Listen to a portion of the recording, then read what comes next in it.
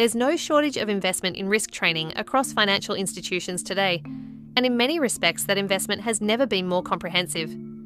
Teams are trained across the full spectrum of risk disciplines, from credit and market risk through to operational, liquidity, conduct, cyber, and increasingly ESG-related exposures, all supported by well-established frameworks, regulatory guidance, and an ever-expanding body of technical knowledge that defines how risk should be understood and managed within a modern institution. On paper, this creates a picture of strength. Risk functions appear well-informed, well-structured, and aligned with both internal governance and external regulatory expectations. The assumption, quite naturally, is that this level of knowledge should translate into effective decision-making, and by extension, into a function that supports the broader direction of the business. And yet, despite this, a familiar tension persists. Many institutions still find that their risk functions aren't consistently experienced as partners in decision-making, but rather as the point at which progress starts to slow, conversations become more cautious, and what initially looks like a commercial opportunity gradually turns into something more procedural. It's a perception that's been around for some time, often described, not entirely unfairly, as risk acting as a kind of deal prevention function. And while most organisations would challenge that characterisation, it remains a useful reflection of how risk can be experienced in practice. The difficulty, however, is that this perception doesn't stem from a lack of technical knowledge. If anything, the opposite is true. Risk professionals today are expected to operate with a deep understanding of how risk is identified, measured, and governed. They're familiar with concepts like probability of default, loss given default, value at risk, stress testing, and scenario analysis, and they work within clearly defined frameworks that include risk appetite statements, model governance processes, and the 3 lines of defense. They're also operating within an environment of increasing regulatory scrutiny, where requirements such as capital ratios, liquidity buffers, conduct rules, and ESG disclosures all need to be understood and applied with precision. None of this is optional, and none of it is straightforward. But what becomes increasingly clear when you look at how risk functions operate in practice is that knowledge alone doesn't determine effectiveness. The presence of frameworks, models, and regulatory understanding doesn't automatically translate into the ability to navigate the kinds of decisions that financial institutions face on a daily basis. Decisions that are rarely clean, rarely linear, and often shaped by incomplete information, competing priorities, and time pressure. It's in these situations that the limits of traditional risk training start to appear. While risk can be defined in structured terms, it's rarely encountered in structured ways. A model that performs well under historical conditions may prove unreliable when market dynamics shift, particularly when the assumption that past data can predict future outcomes no longer holds. Data that appears robust at a system level may reveal gaps or inconsistencies when you look at it more closely, raising questions about the reliability of the metrics being used to inform decisions. Regulatory requirements, particularly in areas like ESG, evolve quickly, often requiring interpretation and prioritization rather than simple implementation. At the same time, the flow of information within organizations isn't always as seamless as frameworks suggest.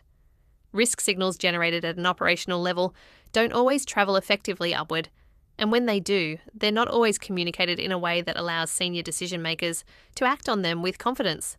So the result isn't necessarily a failure of knowledge, but more a failure of application.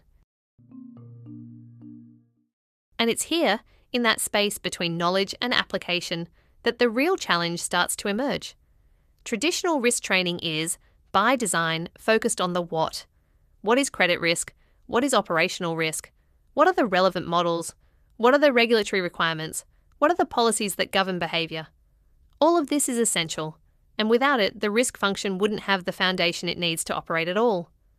What it doesn't always address, though, is the how. How do you approach a situation where the available data is incomplete or unreliable? How do you challenge the assumptions embedded within a model that appears on the surface to be functioning correctly? How do you interpret a regulatory requirement in a way that aligns with both compliance expectations and commercial realities?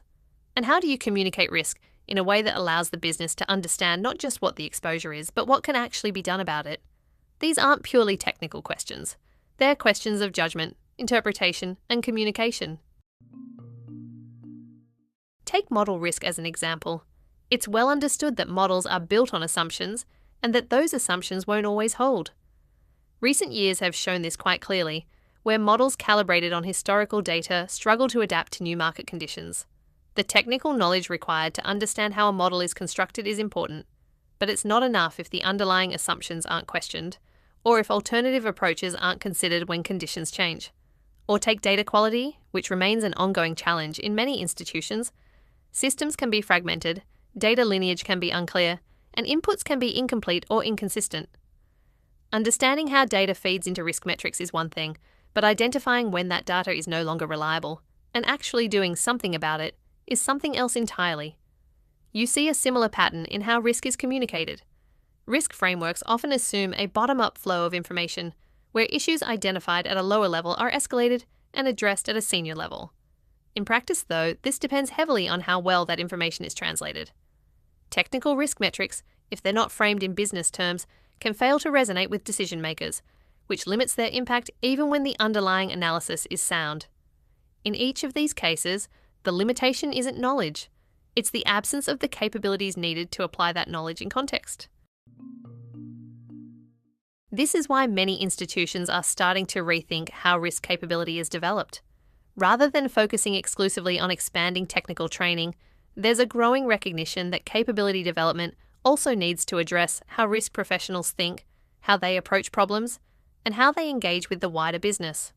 Structured problem solving, critical thinking, and the ability to communicate complex ideas clearly are no longer peripheral skills. They're central to how risk functions operate effectively. This shift has real implications for how learning is designed. It means moving beyond content that's purely descriptive and toward learning that's applied, contextual, and grounded in real scenarios.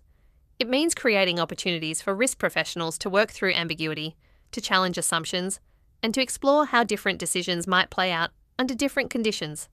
And it means reinforcing the connection between technical knowledge and business outcomes so that risk isn't understood in isolation, but as part of the broader decision-making process.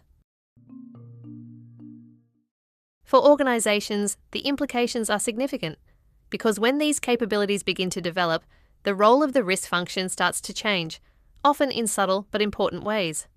Conversations that might previously have defaulted to escalation become more focused on resolution.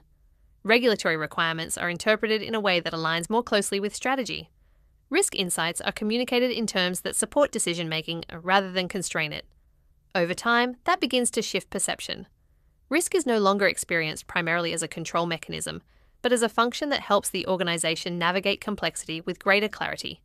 It's still grounded in the same frameworks, the same models, and the same regulatory expectations, but the way it operates within those structures becomes more adaptive, more engaged, and ultimately more aligned with the needs of the business. And in a financial environment that continues to grow in complexity, where uncertainty isn't the exception but the norm, that shift from knowledge to capability may well prove to be one of the defining factors in how effectively institutions manage risk in the years ahead. If you're looking to improve the risk management function where you work, visit intuition.com.